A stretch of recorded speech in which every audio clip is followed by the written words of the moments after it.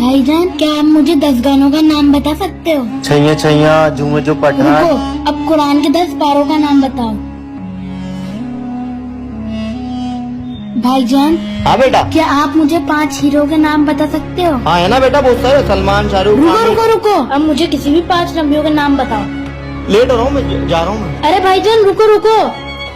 پاپا آ گیا تو بیٹا؟ پاپا اگر کسی بھی مسلمان کو 5 نبیوں کے نام نہیں معلوم اور قرآن کے 10 پاروں کا نام نہیں معلوم تو ان کا کیا ہوگا پاپا؟